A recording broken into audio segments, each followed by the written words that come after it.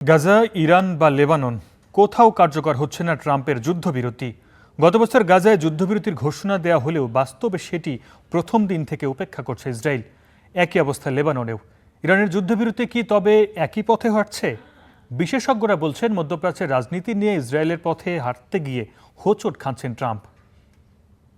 No, the term ceasefire. কোনো যুদ্ধবিরতি দীর্ঘস্থায়ী হওয়া বাধ্যতামূলক নয়।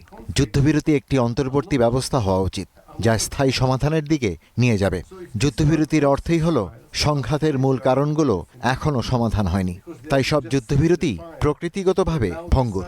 যুদ্ধবিরতি মানে হলো বৈরী পক্ষগুলো সিদ্ধান্ত নিয়েছে যে যুদ্ধ চালিয়ে যাওয়া তাদের স্বার্থ নয়। তবে যদি এসব মূল সমস্যার সমাধানের দিকে অগ্রসর না হওয়া যায়, তাহলে সব যুদ্ধবিরতি এক সময় না এক সময় শেষ হয়ে যাবে। মধ্যস্থতাকারী হিসেবে যুক্তরাষ্ট্রকে যেভাবে দেখা হয় তা মূলত বিশ্বব্যাপী তাদের ভাবমূর্তির উপর নির্ভর করে। বিশেষ করে লেবানন বা ফিলিস্তিনিদের কাছে যুক্তরাষ্ট্র কোনো নিরপেক্ষ মধ্যস্থতাকারী নয়, বরং তাদেরকে ইসরায়েলের পক্ষের শক্তি হিসেবেই দেখা হয় এবং যুক্তরাষ্ট্রের নেওয়া পদক্ষেপগুলো ইসরায়েলের স্বার্থকেই রক্ষা করে। গাজায় যুদ্ধবিরতির পর সেটি যুক্তরাষ্ট্রের মনোযোগ হারিয়েছে, কারণ ট্রাম্প অন্যদিকে চলে গেছেন।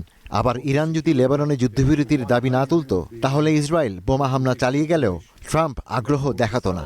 যুক্তরাষ্ট্রের জন্য এটি খুব গুরুত্বপূর্ণ যুদ্ধক্ষেত্র নয়। বিষয়টি গুরুত্বপূর্ণ হয়েছে ইরানের দাবির কারণে। যুক্তরাষ্ট্রের আসন্ন মধ্যবর্তী নির্বাচন ট্রাম্পের জন্য যুদ্ধবিরতি অর্জনকে জরুরি করে তুলেছে, বিশেষ করে ইরানের সঙ্গে, কারণ এর সঙ্গে হরমুজ জড়িত।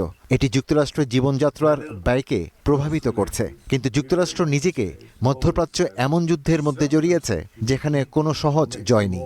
এটি ক্রমে যুক্তরাষ্ট্রের অভ্যন্তরীণ রাজনীতির বিষয় হয়ে উঠেছে। But again, maybe the answer is the security architecture could